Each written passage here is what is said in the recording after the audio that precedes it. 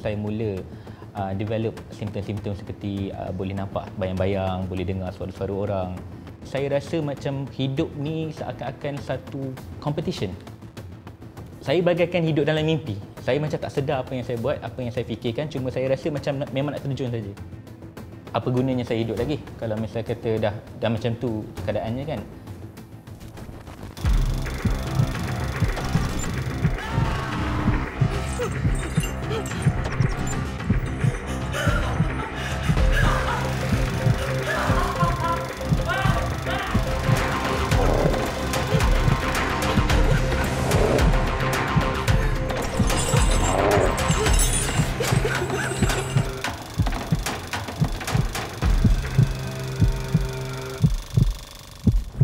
Isu kesihatan mental memang tabu untuk dibicarakan kerana bagi mereka yang kurang ilmu beranggapan ia isu yang melibatkan tentang sakit jiwa, tentang mental, tentang sakit, tentang bahaya sehingga kan memberi ancaman kepada mereka yang sedang berjuang untuk pulihkan emosi dan mental mereka, kehidupan mereka kerana adanya mereka yang salah tanggapan, yang salah persepsi terhadap mereka yang diuji dengan mental yang bermasalah ini.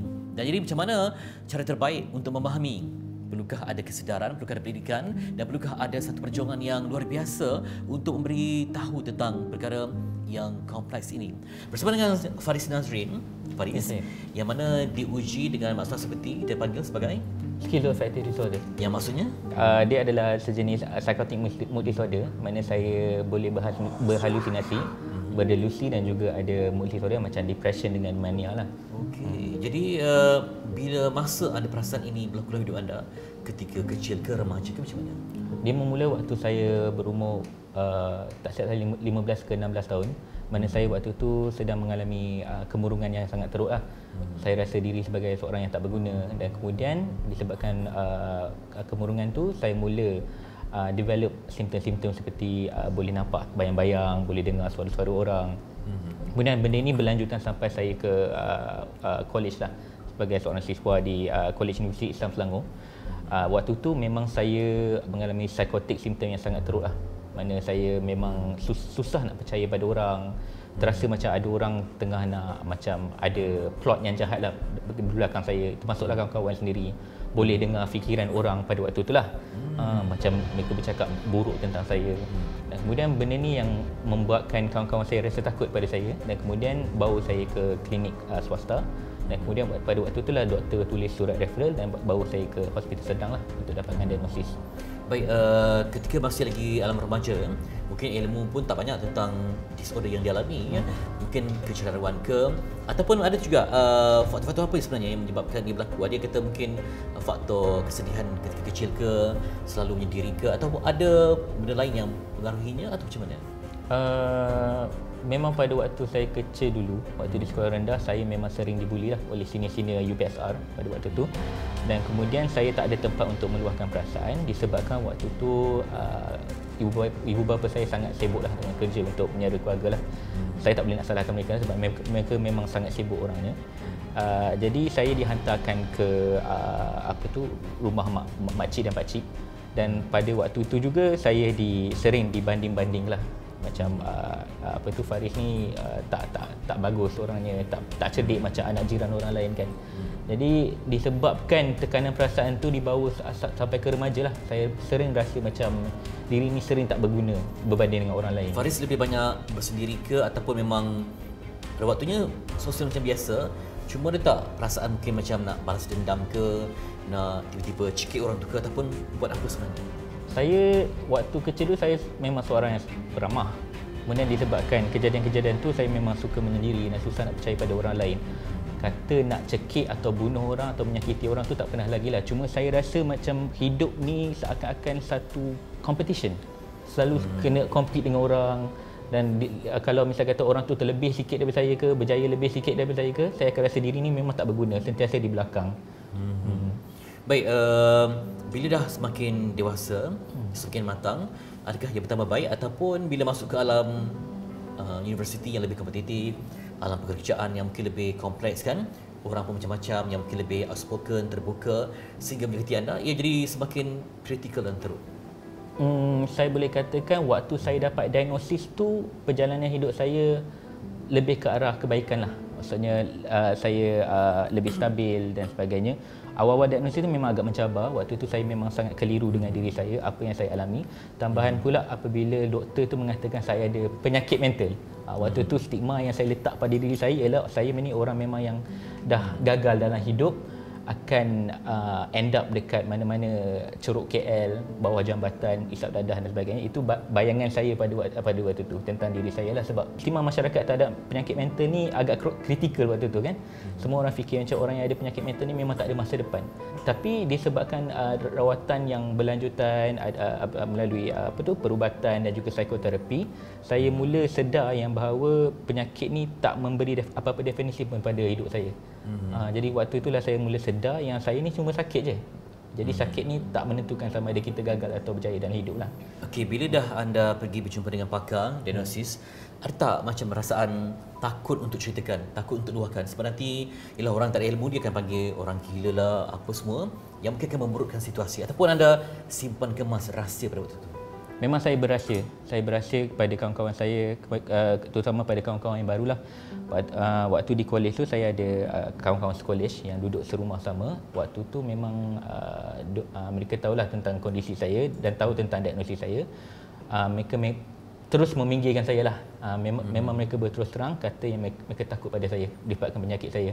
Dan waktu tu memang selepas kejadian tu memang saya suka untuk mencari orang lain. Nak dapat kawan lain pun susah lah. Kalau dapat pun memang akan berahsia dengan mereka. Jadi dengan siapa Faris bersahabat untuk membina sosial, jaringan komunikasi semua?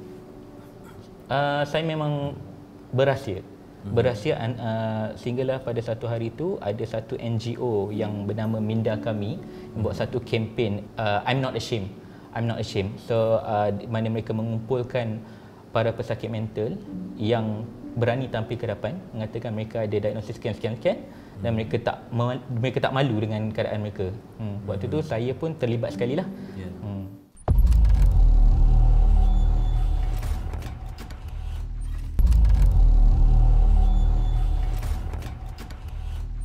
Saya difahamkan pernah ada situasi di mana di kawasan train anda ada macam lintasan untuk tamatkan riwayat. Apa yang terjadi? Waktu itu memang saya rasa tertekan sangat. Itu awal-awal diagnosis saya lah. Saya dah ambil ubat-ubatan, saya dah pergi psikoterapi tapi tidak menampakkan hasil pada waktu itulah. Saya rasa macam tidak menampakkan hasil disebabkan tekanan perasaan yang terlampau dahsyat.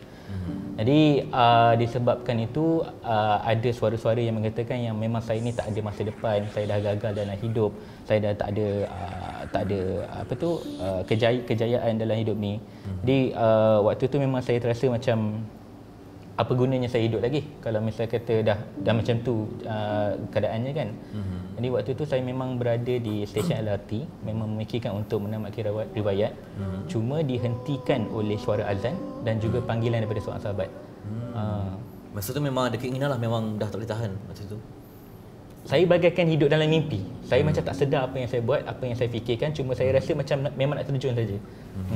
Ataupun ada orang yang provokasi ataupun ada macam suara-suara yang aneh yang suruh buat atau macam mana ketika itu? Dia tak suruh saya buat, cuma saya yang rasa macam kalau aku dah gagal dekat dunia ni, buat apa aku nak hidup? Macam tu. Tiba-tiba waktu masuk azan. Ya, betul. Daripada perasaan yang berkecamuk, yang bergelora, yang mungkin berdepan dengan risiko maut ya, sebab ada ajal paksaan. Jadi macam mana boleh ada tiba-tiba ada satu turning point, suara azan yang menghentikan. Jadi apa yang dibuat untuk tiba-tiba bertenang? Mungkin disebabkan saya boleh faham apa maksud azan tu bila panggilan yang pertama Allahu Akbar. Saya fikirkan macam bukan aku yang kawal hidup aku, bukan aku yang menetapkan takdir aku, bukan aku yang menentukan segala-galanya. Maka aku mesti tahu kenapa Allah bagi aku penyakit ni. Jadi waktu tu saya rasa macam aku patut bagi harapan pada kehidupan ni. Maka selepas itu saya terus berlari ke masjid dan memang mengadu pada Tuhan lah, tentang apa yang saya rasa, apa yang saya alami waktu tu. Dan pada waktu tu saya rasa a bit better, tapi tak adalah macam beban tu dialihkan sepenuhnya. Okey, anda dari awal dulu berkongsikan yang anda ni memang berahsia, kemudian banyak bersendiri. Macam mana boleh ambil keputusan untuk berkahwin? Satu hal yang penting, yang besar dalam kehidupan. Sebenarnya saya tak ada apa-apa rancangan untuk berkahwin. Cuma waktu tu saya ternampak satu artikel yang ditulis oleh seorang wanita, seorang gadis lah waktu tu ya, seorang gadis bujang yang menceritakan tentang perjuangannya melawan depresi. Jadi saya rasa macam beraninya gadis ni kan, tak ramai yang boleh menceritakan tentang isu kesihatan mental yang mereka alami pada waktu tu. Jadi waktu itulah saya terpetik rasa macam nak bertaaruf dengan gadis ni, dan sampai sekarang alhamdulillah dah 4 tahun saya berkahwin dengannya.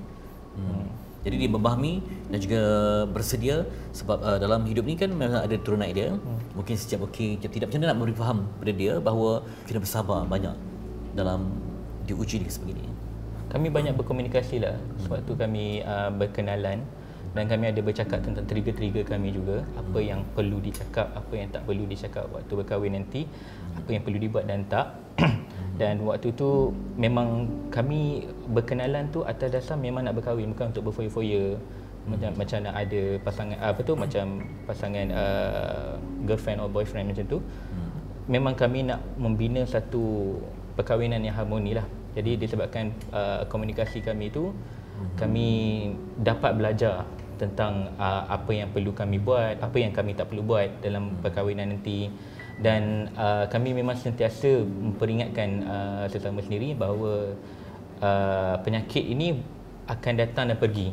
Jadi apabila dia datang tu, apa yang kami perlu buat waktu tu, apa jenis sokongan yang kami perlukan, apa perbuatan yang kami perlu buat untuk menenangkan pasangan. Sayang, semalam waktu abang depres, waktu abang tertekan, kan sayang datang dalam bilik, lepas tu peluk abang, lepas tu bagi kata-kata nasihat kat abang kan. Sebenarnya abang tak prefer sangat bila sayang buat macam tu. Sebab waktu abang depres, suara dekat dalam kepala abang sangat bingit. Tu bila sayang bercakap juga, benda tu bercampur aduk. Jadi abang sangat rasa serabut sangat. Jadi macam kata kalau abang depres, abang diam, tak bercakap, sayang pun kena diam juga. Kena biarkan abang masa untuk menenangkan diri. Abang boleh buat macam tu. Jadi boleh bantu abang.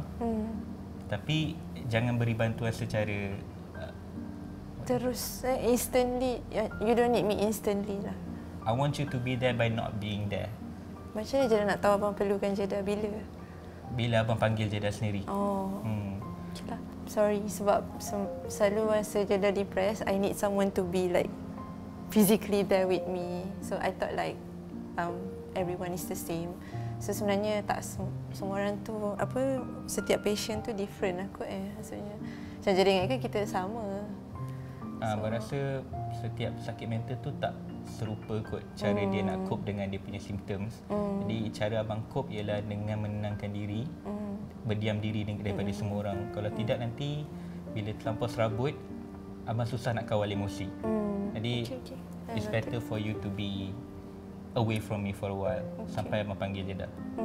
Okay, noted on that. Jadi adakah juga ada kumpulan sokongan untuk membantu kita ataupun memang lebih selesa dengan kelompok yang kecil? Saya lebih suka kelompok yang kecil dan berkualiti lah. Kalau dapat dikongsikan dulunya, apa bentuk contoh halusinasi yang mengganggu hidup? Selalunya kalau halusinasi saya ni agak licik lah bunyi dia. Bila saya berhalusinasi, waktu saya rasa murung, sedih, dia akan meniru suara isteri saya. Bercakap macam saya ni seorang suami yang gagal, yang tak dapat nak menampung hidup keluarga dan tak boleh beri nafkah padanya. Jadi itu yang buatkan saya rasa sangat tertekan dan akhirnya akan mengurungkan dirilah untuk beberapa hari. Jadi isteri faham apa yang berlaku tu? Memang dia faham sebab saya dah pernah berkomunikasi tentang benda ni padanya waktu kami sebelum kahwin lagi. Adakah sekarang ni kalau dapat dikongsikan masih bergantung kepada bekalan ubatan tertentu untuk kekal tenangkan ataupun untuk rawatan? Masih ada ubat-ubatan lah.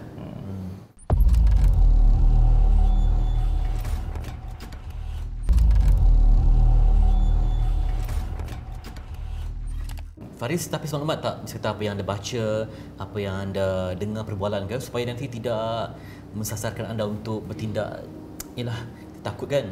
Kalau kita baca komen-komen yang negatif ke, tiba-tiba kita rasa macam depresi.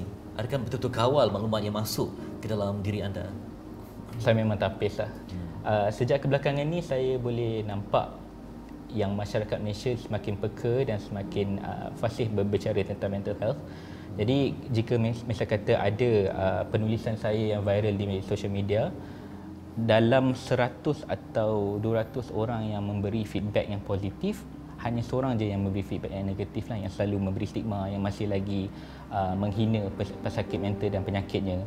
Jadi pada saya agak tak wajarlah kalau kita hanya memfokuskan pada orang yang negatif itu. Apa harapan kepada mereka yang masih lagi takut malu-malu untuk, yalah, semua orang ni dia nak jaga reputasi kan, tak terkait langsung dengan elemen macam kesihatan mental ni. Apa saran anda supaya kita ni diuji dan carilah penyembuhannya?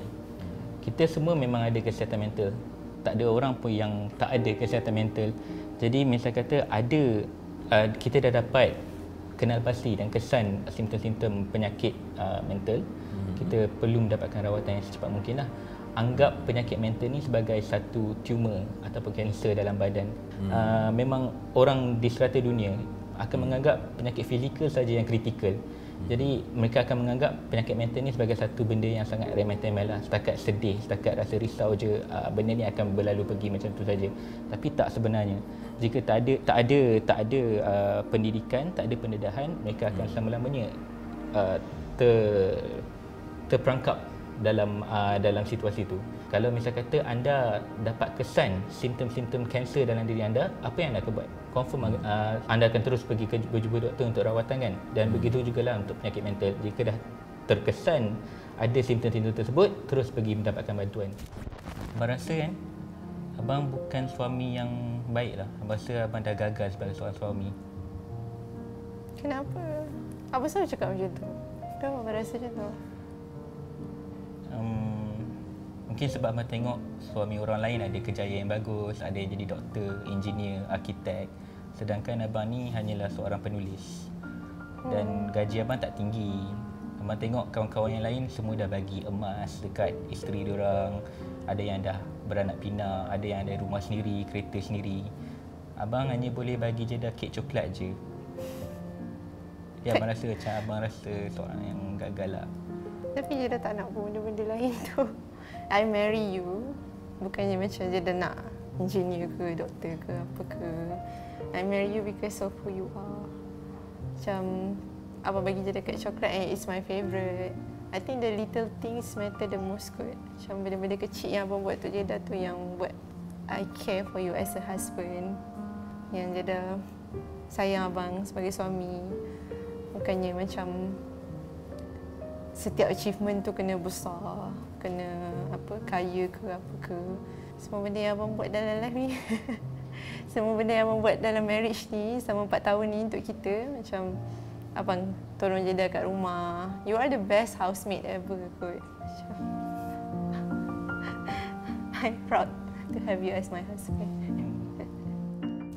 Kita biasa mendengar tentang kesihatan mental ya, kita pun faham macam mana apa yang dialami. Namun terdapat garis pemisah, ada yang masih keliru. Adakah depresi biasa dan tahap mana sebenarnya dikira sebagai berlakunya mental disorder ini? Doktor, macam mana kita nak bezakan? Sebab macam nampak tak nampak kalau kita macam sakit fizikal kan, memang tahu jelas tapi ada peringkat dia. Dan kalau dalam konteks mental ni memang benda yang kita tak nampak. Jadi macam mana kita nak betul-betul faham kita ni depresi biasa ke ataupun dah bimbang juga terjatuh ke dalam lembah yang digelar sebagai disorder ni, doktor? Okey, memang betul Fitri, sebab ramai orang sebenarnya terkeliru dengan masalah ini kerana emosi, mood dan sebagainya adalah satu benda yang lumrah kepada manusia. Sedih, risau, bimbang, takut dan sebagainya, benci, itu adalah sesuatu yang biasa berlaku kepada kita dan ini yang mengakibatkan kita tidak mampu faham apa yang dialami oleh seseorang yang mengalami penyakit mental. Kita boleh menggunakan sedikit metafora lah nak mudah fahamkan. Orang-orang yang mengalami gejala sakit mental ni seumpama berada di satu pulau yang tidak mampu dicapai ataupun tidak mampu diseberangi oleh kita yang tidak mengalaminya. Dan kita tidak akan mampu faham, tidak mampu merasai dan tidak akan mampu untuk menggapai apa yang mereka rasa kerana pengalaman mereka melalui itu adalah pengalaman penyakit. Ia bukan sesuatu yang sengaja dilakukan, ia bukan sesuatu yang sengaja dibuat-buat, ia bukan sesuatu yang mereka paksa keluar dan sebagainya ataupun mereka pilih untuk lakukannya, sebab penyakit bukan sesuatu yang dipilih. Dan dalam konteks untuk kita mendiagnosa satu-satu penyakit Fitri, memang kita ada satu sistem yang objektif untuk kita menentukan sama ada seseorang itu mengalami masalah penyakit mental atau tidak.